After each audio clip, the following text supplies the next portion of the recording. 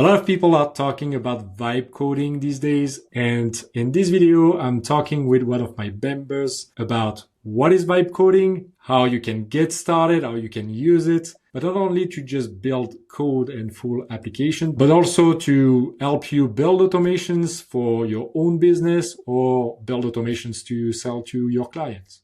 A lot of people are talking about vibe coding right now. What do you think about this whole trend in vibe coding? It's really interesting. And as someone who has been a software engineer for 15 years, I I like it because it's really helpful. It can fast track building code, creating code and building a software. But I think it's not there to like replace software developers yet. I'm sure it's probably going to get there at some point. But for now, it really still take to be, at least to have some knowledge of code to build an application or to code something. And I guess it depends. If it's something that's really small, AI will build it for you. You can test it and run it. If you want to get into something that's going to be production ready for, I don't know, selling to clients, maybe that's getting a bit bigger, you probably have to know a bit of the basics so you can have an app that you can maintain, that's going to be robust enough, that's going to have the proper structure. So for people then who are like trying to build their own automations or their own apps to sell to clients, what kind of skills do you think like do they need to be like full-blown developers with, 20 years of experience like you, or do you think there's a way that they can get started in building these apps? And if so, what kind of skills do they need to do it? I think it depends. Something that works really well right now is you can learn a tool like na10 or Make.com, and you can build in there the automation or, let's say, the core feature of what the app is going to be. And you can use also AI to help you. I know I've seen people using ChatGPT or Claude to generate the entire blueprint that it can just copy paste into na10, and they have their entire workflow almost ready. I haven't yet tried that, but I'm sure you get something that's pretty close to working out of the box. As soon as you create and put it there. And so you can use that and create na10, which is probably a first step into building like automated, or I don't want to call it an application or a program, but something that's going to be automated, and you can create maybe the front end or something that's going to come on top of that automation. It's going to make it easier for your end user or your client, the people you are selling, or the user of those apps that you're trying to build. I've also seen that working pretty well. I think that would be probably a good approach right now, because even if you want to build and code an application entirely, I know there's Lovable and tools like that, and Bolt, which I haven't worked with their latest versions and see, but I'm sure they're going to get better and better as time goes by. But you still need to understand the structure of a program and I think you still need the foundation of being a software engineer and coding, not necessarily having 20 years of experience, but if you're turning this into a product that you're going to sell and you're going to have a growing number of clients or members using that app, well, if it's not built properly, you're going to run into a lot of trouble and headaches to maintain that and make sure it works. Right. What about using it kind of as a learning tool at the same time? Like I know that for myself, I'd say I'm kind of a vibe coder. I've been using ChatGPT all the time, going back and forth, building stuff with N8N. And I'm finding that I'm learning a lot through that process too. Like, what do you think about learning this, how to code as you go through this kind of vibe coding process? Do you think that that's going to work, or do you still feel like you need a human to kind of explain how to do things? It's interesting because it's hard for me because I have that knowledge from learning that, school plus my experience working for larger companies as a software engineer. So it's hard to tell whether they're going to guide you properly, but it's there you can ask questions to explain why is it this way or why is it building it this way. and it's going to give you the answer. Now, I'm just not sure for me how easy it is to apprehend the answer that it's going to give you.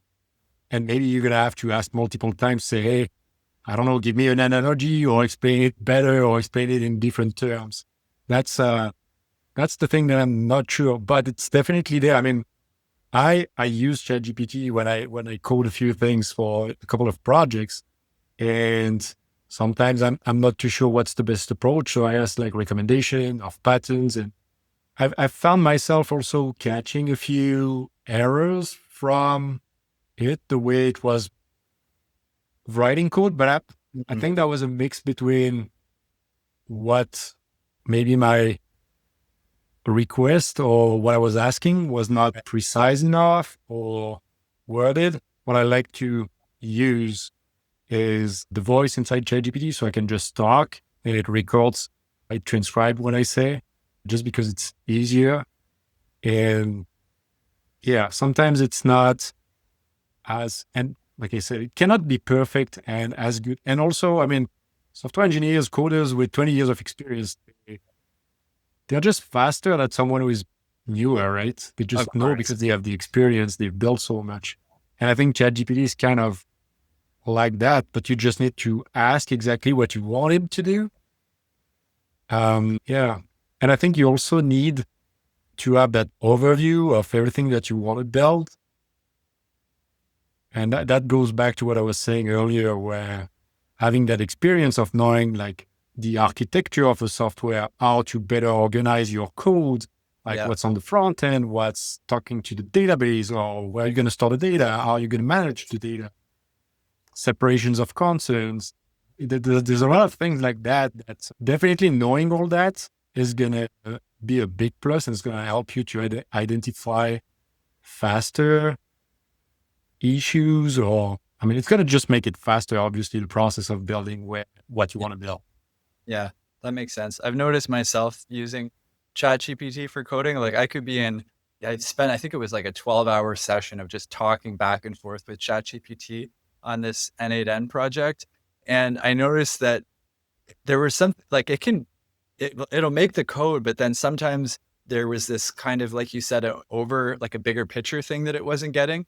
And I had to kind of look into it and say, hey, you're doing it this way, but wouldn't it be better to do it this way? And then it's like, oh yes, you're right. And then it does it the way I say, and it writes the code. I don't know how to code. It writes the code, but it's like having that idea of like, what should the structure look like?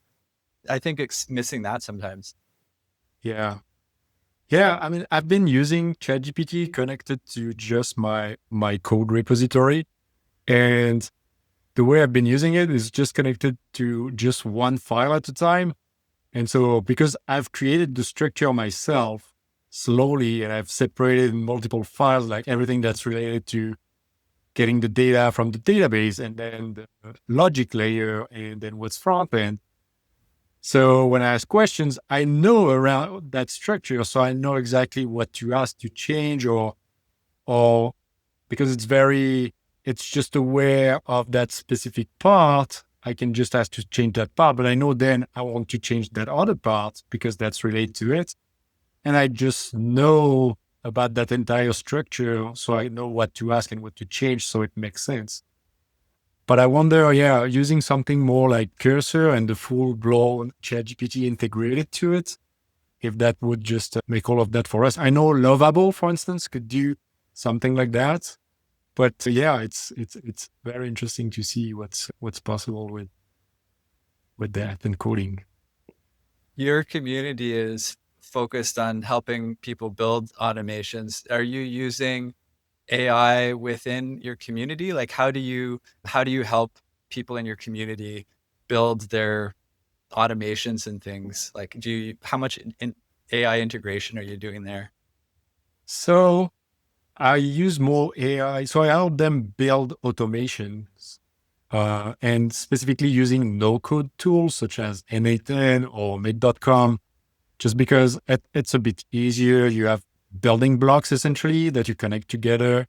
I feel like it's easier and also it's more for either business owners or people who want to sell automations and they want to sell an end product, or the business owners, they just want something that works. They're okay with building it, but they don't necessarily want to code an entire thing. So AI comes into that as more like a tool within the automation to, for instance, generating content. One of my biggest automation is a tool that takes voice notes or recordings from Zoom calls and just process that through AI with specific prompts and just turn that into specific content for the different social media platform. And so it runs through specific prompts. Another way we use AI in those automation is the AI agents, like the one for N8N, and more recently, Make.com released their own version. So the AI agent is basically giving tools to the AI so it can act on your behalf and not just generate text or generate images. Now it can just go in your emails, read emails, return them to you, or just use your email, use your calendar, store something in a database for you, and do all that. So I mostly use AI and teach my members how to use AI within those automation. And a big portion of that is prompting, because ultimately it all boils down to creating the right prompt and refining it as you go to get them as close as what you want to get out of AI. Right. That makes sense. So if somebody wants to get started with vibe coding or with building automations, like, I don't know, how would you suggest that they get started?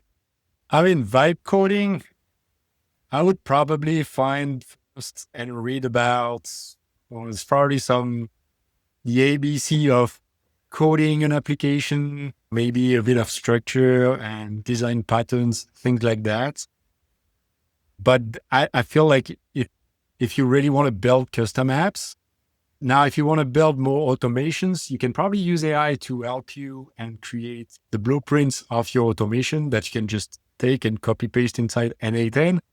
And then you will have a visual representation of your automation that you can adjust one by one, or the steps that doesn't work at this time. And you can still ask ChatGPT to help you with that. I think if you're really brand new to this, I would probably look into like the no-code apps and maybe not go directly, unless you want to become like a developer and build custom apps when you have a full control of everything. And if that's the case, maybe have a look at something like Lovable, which is probably it's a solution that integrates everything to build an app. Right. Which, I don't know, I haven't used it. I've tested it once, but it's probably something that can create an app pretty much like a good base for what you want to build.